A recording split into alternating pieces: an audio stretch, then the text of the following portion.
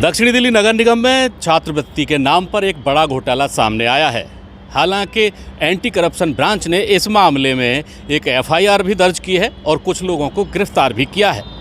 इसके बावजूद आम आदमी पार्टी ने कुछ अधिकारियों और बीजेपी नेताओं पर बड़े सवाल उठाए हैं। आम आदमी पार्टी के नेताओं ने दक्षिण दिल्ली नगर निगम के सदन की बैठक में भी इस मामले को उठाया। आइए बताते हैं कि नेता विपक्ष प्रेम चौहान का इस मामले में क्या कहना है। ये जो घोटाला है वो ये है, दलित बच्चे जो ST SC के जो बच्चे होते हैं उन्हें छात्रवृत्ति मतलब स्कॉलरशिप दी जाती है, 500 रुपये दिए जाते थे। और ये घोटाला कम से कम 20 करोड़ से ऊपर का है। जो हमारी अपना आकलन है 5.7 करोड़ का एंटी करप्शन ब्रांच ने लेटर जारी किया निगम को। और जब जारी किया उसमें पूछा, उनसे बोला डायरेक्टर साहब आप हमें आगे की जांच करने की अनुमति दी जाए। तो उन्होंने थोड़ी टाल मटोल की। उसके बाद इस साल स्टार्टिंग में इन्होंने इसकी परमिशन दे दी। परमिशन देने के बाद 3 अधिकारी पिछले हफ्ते अरेस्ट हुए इसमें, लेकिन वो छोटे अधिकारी थे, बड़े अधिकारी नहीं थे। मज़े की बात इसमें यह है कि जो अधिकारी इसमें इन्वॉल्व थे, जो अधिकारी का इनमें हाथ काले हैं, वो अधिकारी आज भी उसी जगह कार्यरत हैं। तो जांच कैसे पूरी हो पाएगी? जांच जो है ACB कर रही है। हमारा जो निगम का विजिलेंस डिपार्टमेंट है वो क्यों सो रहा था? तो कई सारे सवाल हैं। भाजपा ने विजिलेंस डिपार्टमेंट तक को प्रभावित किया इसमें। आज हमने हाउस में से मांग करी कि जो भी अधिकारी, जो भी नेता, जो भी उस समय का शिक्षा समिति का भाजपा का नेता था वो इसमें इन्वॉल्व था, उसका नाम सार्वजनिक किया जाए, उसके खिलाफ कार्रवाई करी जाए। और जो अधिकारी आज भी कार्यरत है उस अधिकारी को तत्काल प्रभाव से सस्पेंड किया जाए जब तक जांच पूरी ना हो जाए। यानी कि आपका कहना है कि बड़ी मछलियां अभी तक नहीं फंस पाई। बड़ी मछलियां न फंसी हैं और जब तक भाजपा रहेगी तब तक फंसेंगी भी नहीं, क्योंकि भाजपा पूरे तरीके से कवच बन के खड़ी है।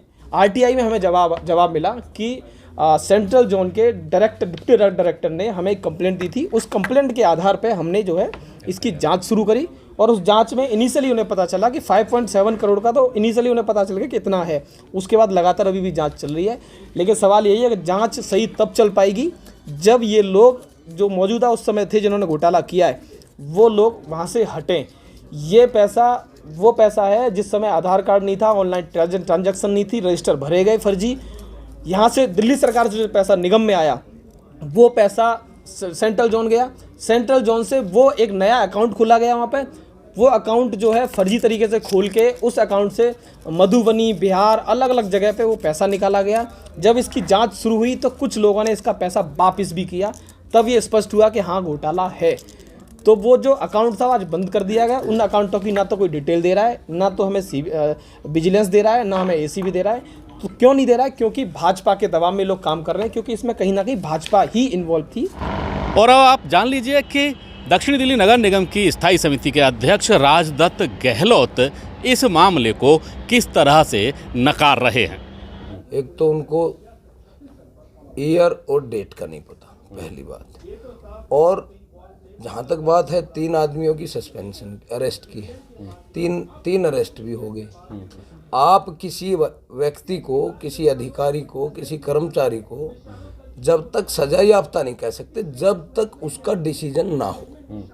अब वो लोग फिजूल की जिद लगाए बैठे। उनका ये करो, जब एक इंक्वायरी पेंडिंग है, इंक्वायरी चल रही है, उसका डिसीजन आएगा, जो डिसीजन आएगा वो उनके खिलाफ एक्शन होगा। तो एक आदमी फिजूल बगैर, अच्छा उनके साथ आज ही जोश मार्किंग डिसीजन ले लो, सस्पेंड कर दो, जो भी ले दो। कल को वो अगर कसूरवार ना निकले तो।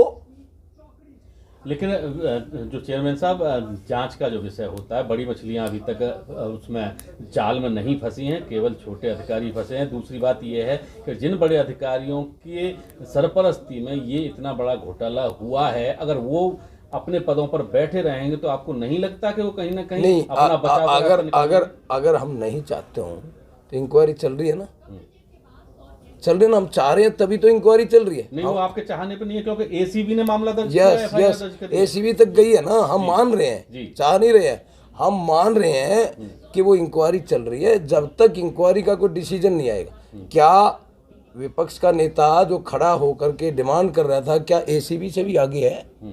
आप बताइए। क्या एसीबी से भी आगे है वो? नहीं, सवाल ये है कि जांच को क्या वो अधिकारी प्रभावित नहीं करेंगे अगर वो पदों पर बैठे हैं, ये बात उठाई जा रही। तो आपको नहीं लगता कि उन अधिकारियों को हटाना एसीबी को कोई प्रभावित नहीं कर सकता?